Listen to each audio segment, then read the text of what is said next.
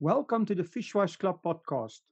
In this show, we will be chatting to leaders, influencers, wine producers, restaurants, international importers, and other role players in the wine industry, and many more. Tune in every week for our latest episode. You will find us on YouTube, Facebook, Instagram TV, Spotify, Apple Podcast, and Google Podcast.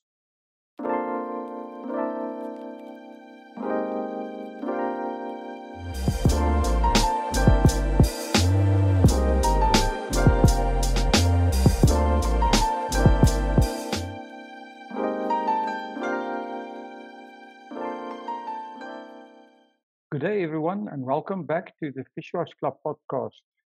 Today, I'm speaking to Kevin Lynch. Kevin is from Epic Wines in Canada. Welcome to our show, Kevin. Thanks, Will. It's great to be with you. Oh, it's really nice of you to take the time to talk to us. Kevin, could you start by telling us a bit about yourself and how you became involved in the wine industry? Sure. Yeah, I've been involved in the wine industry for. It pains me. Oh my gosh, pains me to say. Sorry, that was a telephone call. Pains me to say about 21 years now. I started working in the beverage alcohol industry for a company called Seagram Canada, a large Canadian company that had Crown Royal and Absolute and a number of different spirits, and we had a winery in Napa called Sterling. And that was my first introduction to wine. And after that, I left Seagram and went to work for the former South Corp, which then became Foster's Wine Estates and then Treasury Wines. So a large Australian wine company you might know from Lindemans, Penfolds, Rosemount Estates, Wolf Blass, so on and so forth. Well, that's interesting. And how did you end up starting Epic Wines or become involved with Epic Wines? How did that start? Yeah, myself and my business partner, Daphne, Christie, we started Epic Wines almost 7 years ago now. 7 years ago this February. Basically, the two of us had just done a number of different things in the wine business, and I'd always had a vision of maybe starting my own agency here in Ontario, Canada, and representing imported wines, some domestic wines as well, but imported wines, and helping them find their way to the Ontario market and sell to the LCBO. Okay, excellent. So, is this your only channel that you have to sell the LCBO, or do you have other? So you only sell in Canada? Yes, we do. Yeah, we're based in Toronto, Ontario, Canada. We sell to the Liquor Control Board of Ontario, so the large government monopoly. Depending on the year, the LCBO is regarded as possibly the largest or second or third largest buyer of beverage alcohol in the world.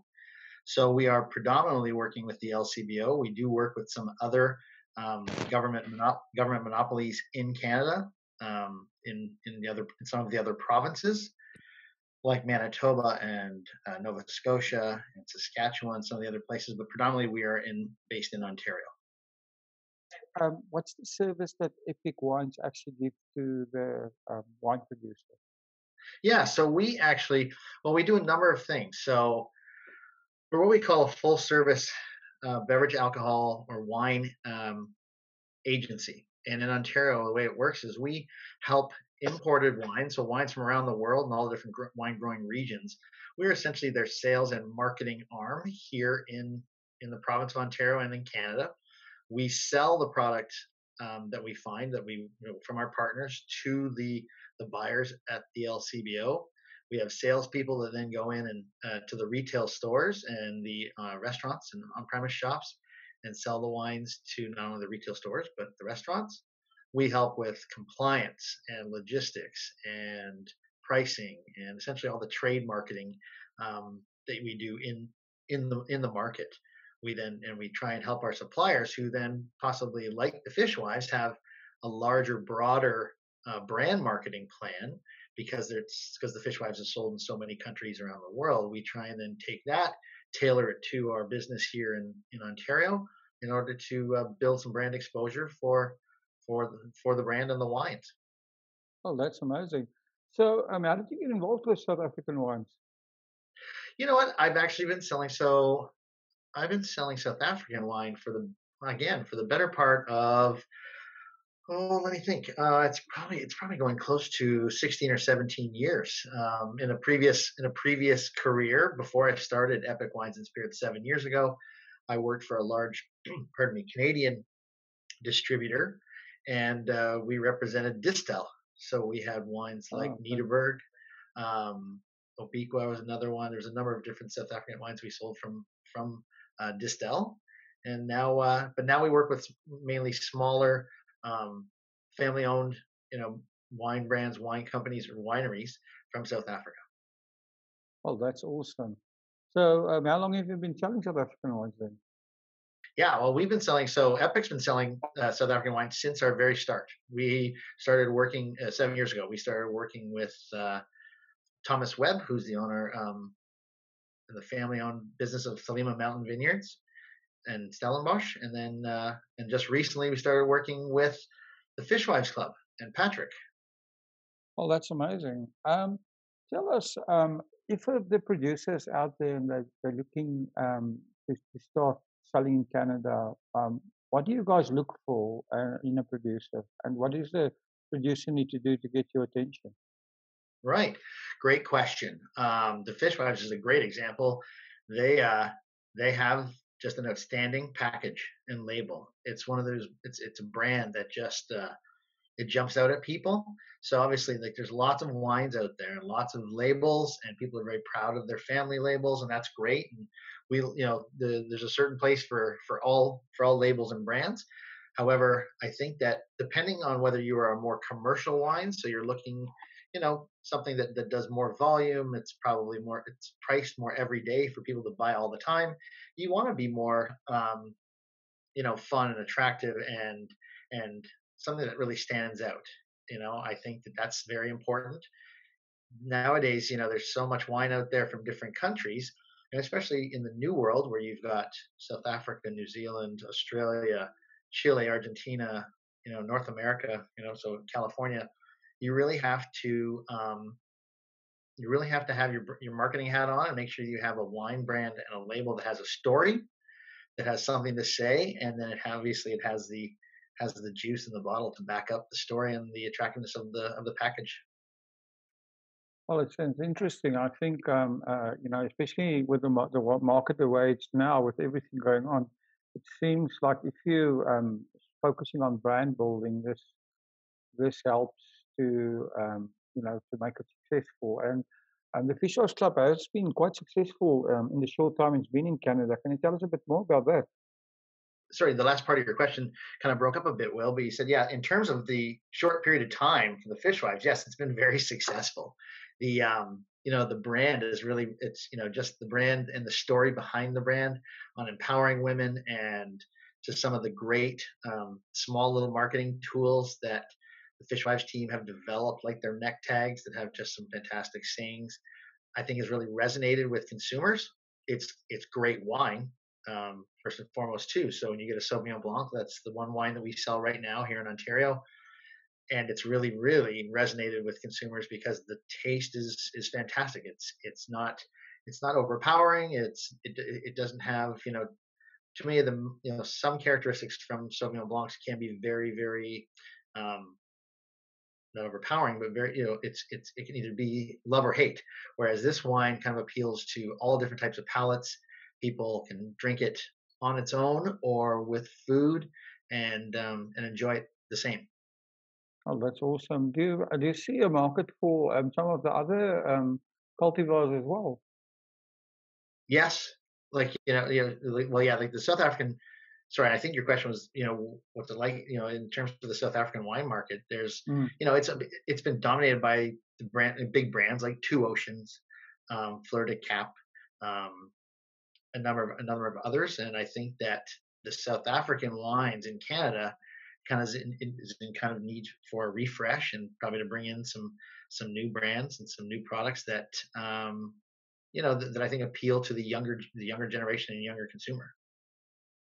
So, given the restrictions, and it's always interesting to me in a regulated market like Canada, where you have one monopoly of selling everything.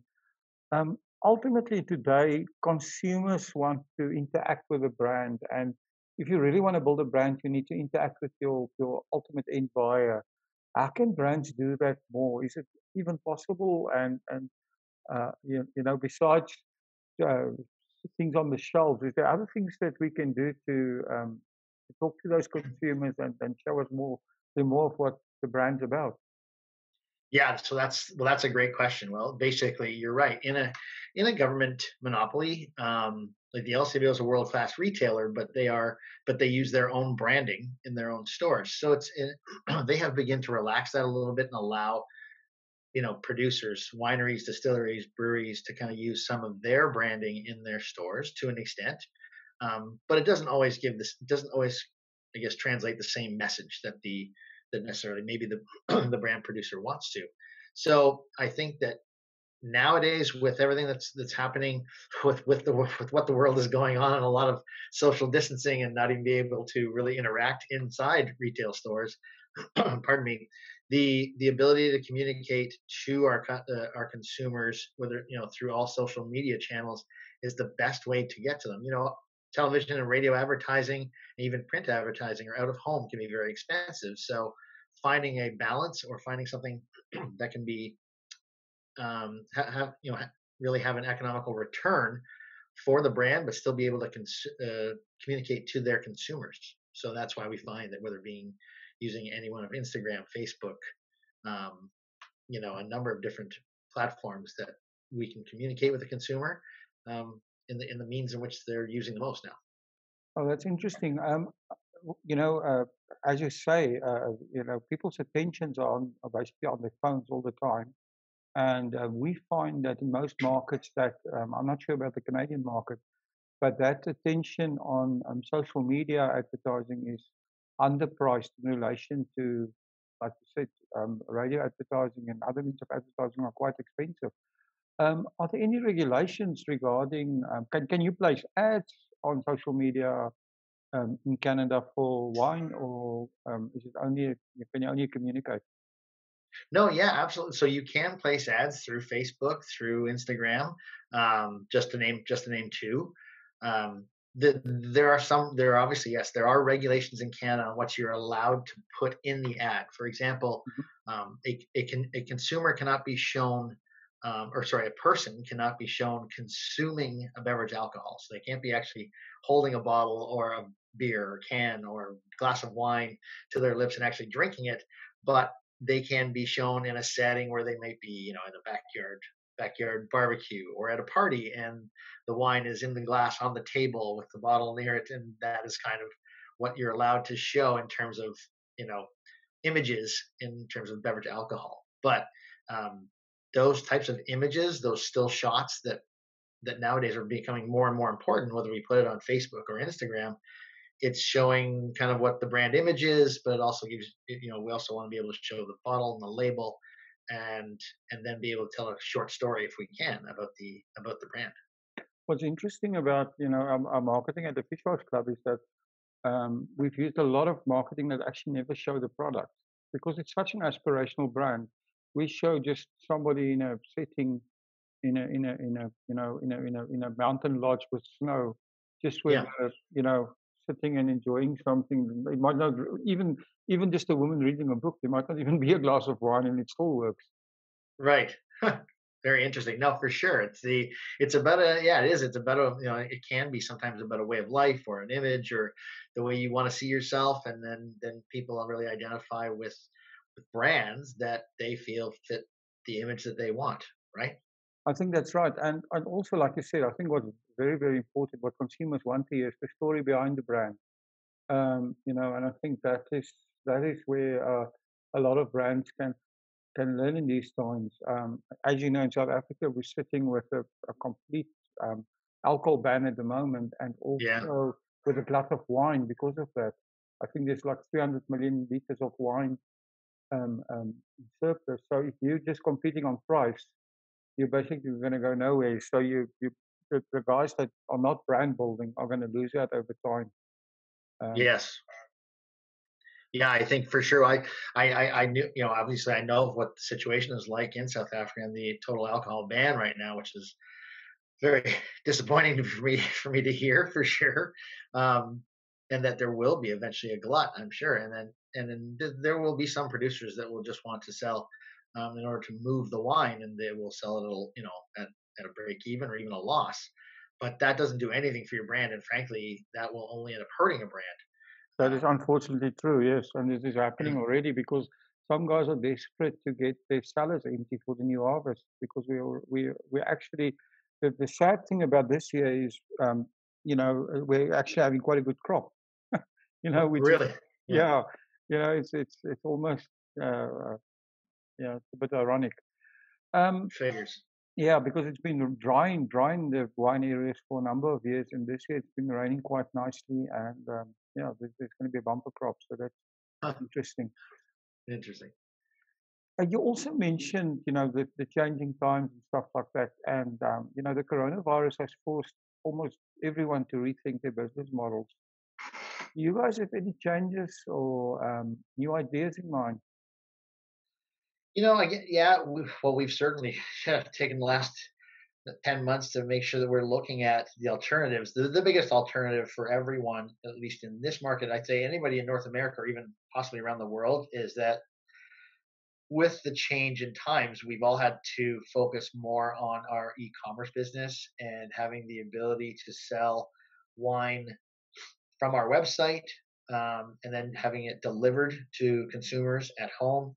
That has been something that even the large retailers are doing it. Unfortunately, with coronavirus and the restaurants basically having been shut down for the better part of 8 out of 12 months in 2020, they've obviously had to find a way to engage people so that they'll order takeout or eat the restaurant food at home, right? And so we're kind of doing the same thing with there are going to be people that don't want to go to a retail store or to buy products because they feel more comfortable right now buying online. So that's certainly something where we've looked at our website to try and make it a little bit easier for consumers to order from our website, with with a delivery charge, or in some cases without a delivery charge. If they're in the immediate area, then we can deliver it to them. So, and I think that's only going to evolve, right? People are going to find more and more ways to be able to allow consumers to shop online. Well, we've launched the Fishhouse Club Boutique this year, and this that actually last year, and that works very, very well, which is a direct consumer uh, uh, avenue. Um, Yes. so explain to me quickly again the government monopoly. Is that only in the retail stores and to restaurants? And you guys, can you sell direct to consumer from your website, so you can deliver to somebody's home? Right. So, well, yeah. So the way it works right now, and it's basically works this way in every single province or state, right? But province in Canada, Mhm, except for one. But the way it works is every province has a liquor control board or a monopoly, mhm. and um, the majority of the business in the province all goes through the retailer and the liquor monopoly. However, the big difference is that we can sell direct to consumers products that we bring in, but they have to come in through the LCBO warehouse. So Okay. agents like myself or producers, we aren't allowed to have our own bonded warehouses. Beverage alcohol products that come into the country or of Canada or the province of Ontario, in this case, still have to come through the government retail warehouse or the government warehouse. That's where they maintain control over what products are allowed to come into the province, what products we're allowed to sell direct to consumers, as opposed to selling the products that the LCBO sells through their stores. We can sell products directly to restaurants that the LCBO does not sell. We just have to have them brought into the LCBO warehouse, and it's called the consignment warehouse, where we have a small space, and we bring products in that the LCBO has not bought, in the hopes that we can then sell them either directly to consumers or in some cases to restaurants. Oh, that's interesting. So, there's obviously a very effective way for them to make sure they get all their customs and excise duties on every single Correct. bottle sold. So I Correct. that makes sense. So, so you can use their warehouse as a storage space. And how effective is it to ship from their warehouses to consumers all over the country in Canada? Is this Yeah, that's the one. So that's another kind of a tricky subject, is that we can actually only ship to consumers in the province of Ontario. Mhm. Shipping product across provincial borders is technically against the law because while one province is getting the tax revenue from it, the consumer may be in another province and that province is not getting any tax revenue from it. So it's it's kind of tricky. They haven't figured out how we can ship interprovincially yet. We are only allowed to ship within our own province to consumers. So Now, if you're running a website and somebody orders from a different province, you've got to share. You've got to store stock in that province as well.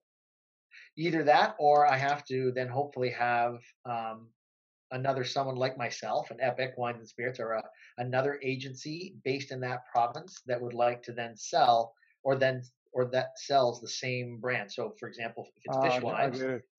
yeah, I have to then point that person in, let's say, Vancouver, Canada. If they contact me, I say, no, no, sorry, you're in Vancouver. I'm in Toronto. You need to speak to XYZ agency. They are the people that represent the Fishwives in British Columbia. So And you then could technically sell it on your website, collect the money, and then have the order fulfilled by a different um, company. Is that possible? it's possible, but it's something. It probably gets a little messy from a financial reporting Mhm. perspective, and and again where taxes are being collected, sales Yeah. taxes are being collected and paid, and it gets a little Because I messy. suppose So it becomes then a question is where did the sale take place?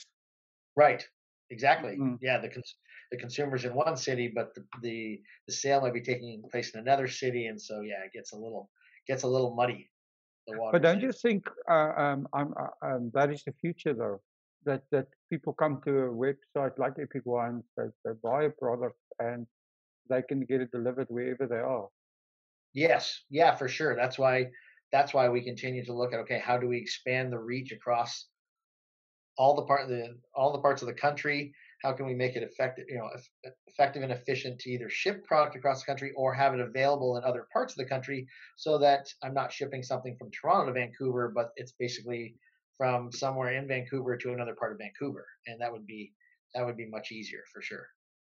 That's very interesting.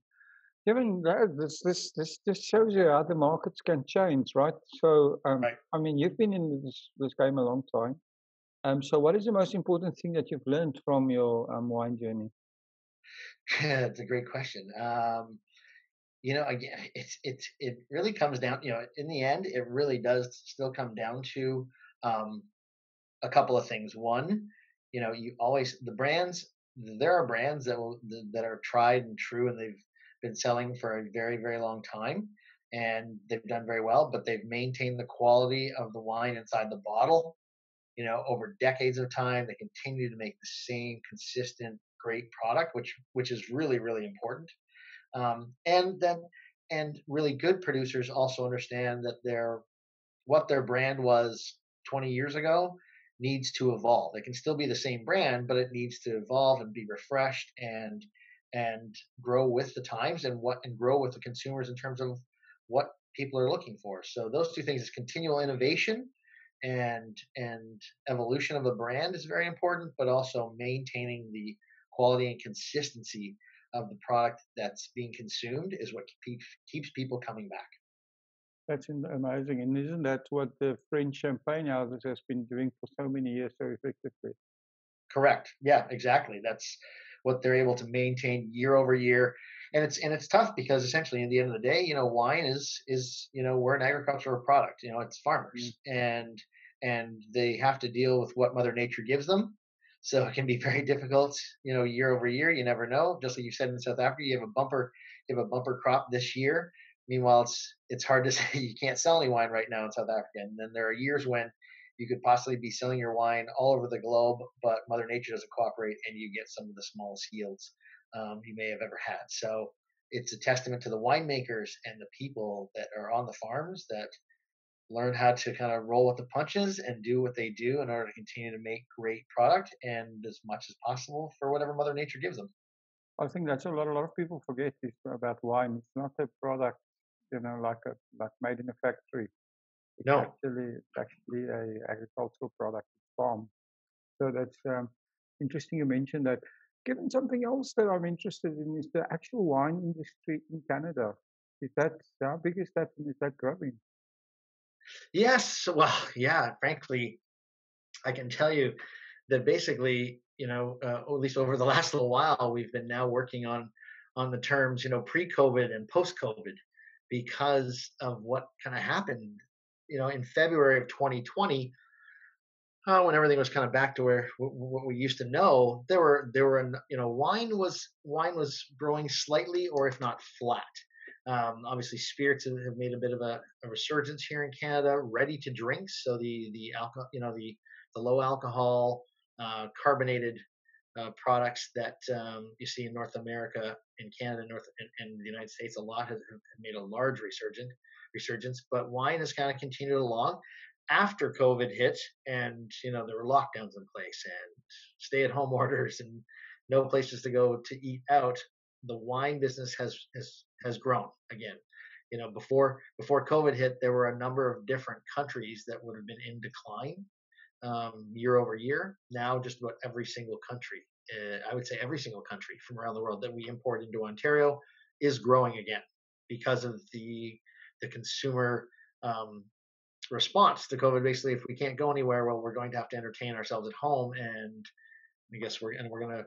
And if I can't go ahead and buy a really great bottle of wine at my favorite restaurant, well, I'm going to go and buy some great bottles of wine to drink at home, or I'm going to buy 2 or 3 different bottles of wine to drink at home, and that's what we've kind of seen. So the wine business, it is back growing again in Canada. Certain countries, New Zealand continues to show phenomenal growth, from the New World to California as well.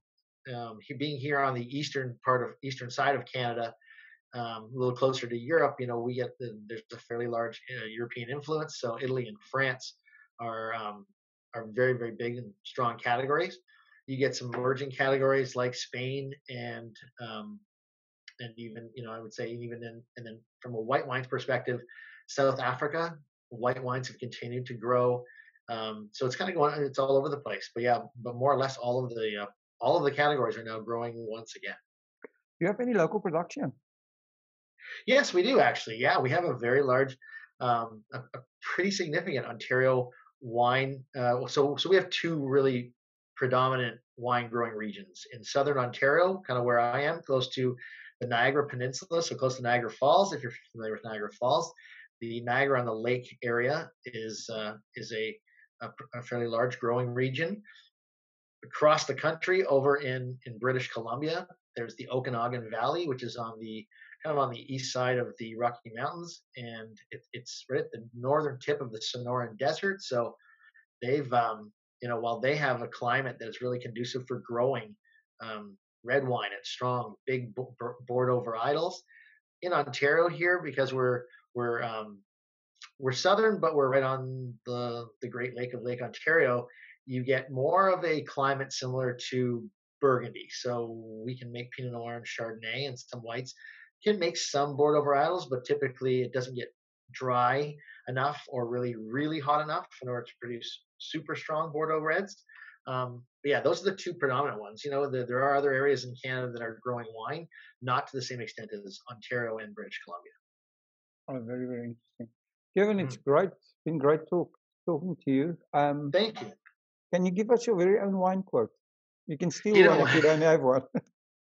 I racked my brain on this one, Will, and I thought to myself, like, no, I don't know if I could. I don't have one. I wish I did, and for fear of making a fool out of myself, I wasn't going to really press it, because I was worried of making something up that was going to sound really stupid. So I'm going to take a pass, and I'm going to think about it. And when I finally come up with one, I'm going to email you someday and say, Will, here's my wine quote. Well, I suggest you drink 1 or 2 of your bottles in your cellar there, and maybe that will help you come up with a suggestion. I agree. I do get more creative with when I enjoy a glass or 2 of wine. That's for sure. That's awesome. Kevin, if somebody wants to get hold of you guys, how do they get hold of you? Oh my gosh, they can go on to our website. So they can go to www.epicwinesandspirits.ca. CA is for Canada. Don't use the .com. Use .ca. They can email us at contact@epicwinesandspirits.ca as well. Okay, Kevin, thank you very much. That is awesome. Kevin Lynch from Epic Wine and Spirits. It was a pleasure talking to you. It was great to talk to you, Will. Thank you very much for the time and everything that we're doing with the Fishwives. Thank you. Thank you for listening to today's show. Please subscribe to get the latest episodes. All the links are in the description. Have a great day. Cheers.